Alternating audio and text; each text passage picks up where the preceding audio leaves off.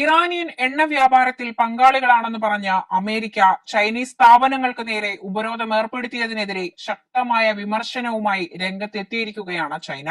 തങ്ങളുടെ സാമ്പത്തിക താൽപര്യങ്ങൾ സംരക്ഷിക്കാനുള്ള ചൈനയുടെ സന്നദ്ധതയെ ചൈന എടുത്തു പറഞ്ഞു. നിയമവിരുദ്ധമായ ഇത്തരത്തിലുള്ള ഏകപക്ഷീയമായ ഉപരോധങ്ങളോട് ചൈന എപ്പോഴും എതിർപ്പ് പ്രകടിപ്പിക്കുന്നുണ്ടെന്നും രാജ്യം അറിയിച്ചു.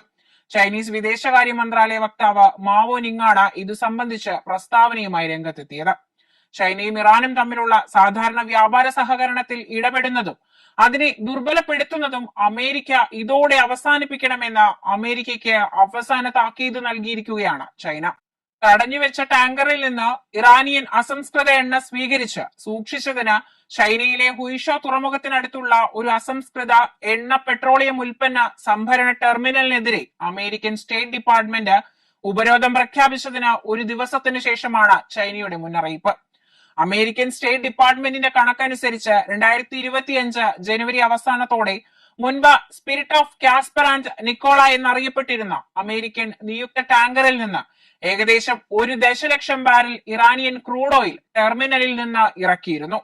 ഇറാന്റെ ഊർജ കയറ്റുമതി സുഗമമാക്കുന്നതിലും വരുമാന സ്രോതസ്സുകൾ നിലനിർത്തുന്നതിലും ചൈനീസ് ടെർമിനലുകൾ നിർണായക പങ്ക് വഹിക്കുന്നുണ്ടെന്ന് സ്റ്റേറ്റ് ഡിപ്പാർട്ട്മെന്റ് പറഞ്ഞു.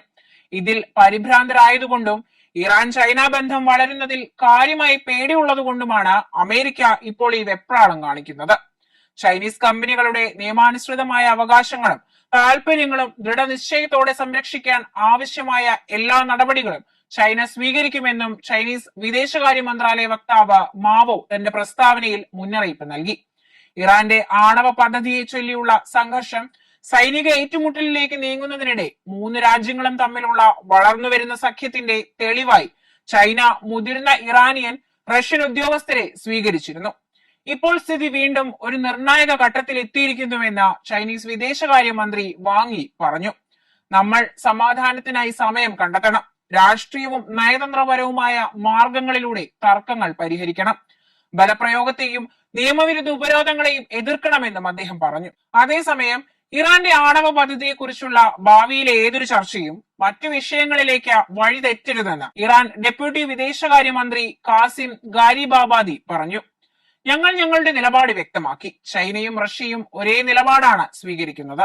ആണവ ഇതര വിഷയങ്ങൾ ആണവ ചർച്ചകളുടെ ഭാഗമാകില്ലെന്ന് എല്ലായ്പ്പോഴും പറയുന്നുവെന്നും 3 രാജ്യങ്ങളുടെയും നിലപാട് ഇതാണെന്നും ഗരീബാബാദി പറഞ്ഞു. ആണവ സംഘർഷത്തിന്റെ മൂലകാരണങ്ങൾ പരിഹരിക്കേണ്ടതിന്റെ ആവശ്യകത 3 രാജ്യങ്ങളും നേരത്തെ പുറത്തിറക്കിയ പ്രസ്താവനയിലും പറയുകയുണ്ടായി.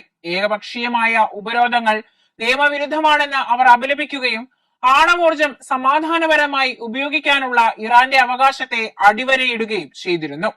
ലോകത്തിലെ മുൻനിരക്കാരായ രാജ്യങ്ങളെ കൂടെ നിർത്താൻ അമേരിക്കൻ പ്രസിഡന്റ് ഡൊണാൾഡ് ട്രംപ് പെടാപ്പാട് വിടുമ്പോൾ തൊട്ടപ്പുറത്ത് റഷ്യയും ചൈനയും ഇറാനും ഒരുമിക്കുന്നത് അമേരിക്കയുടെ നെഞ്ചിടിപ്പ് വർദ്ധിപ്പിക്കുന്നുണ്ടെന്നത് ഇതോടുകൂടി ഏറെക്കുറെ ഉറപ്പായിരിക്കുകയാണ്. അതിനിടയിൽ ഇറാനെതിരെ ഭീഷണികളുടെ ഭാഷ ഉപയോഗിക്കുന്ന അമേരിക്കയ്ക്ക് ഇസ്ലാമിക വിപ്ലവ നേതാവ് ആയത്തുള്ള സയ്യിദ് അലി ഖമേനി മുന്നറിയിപ്പ് നൽകിയതായി ഇറാനിയൻ മാധ്യമങ്ങൾ റിപ്പോർട്ട് ചെയ്തു.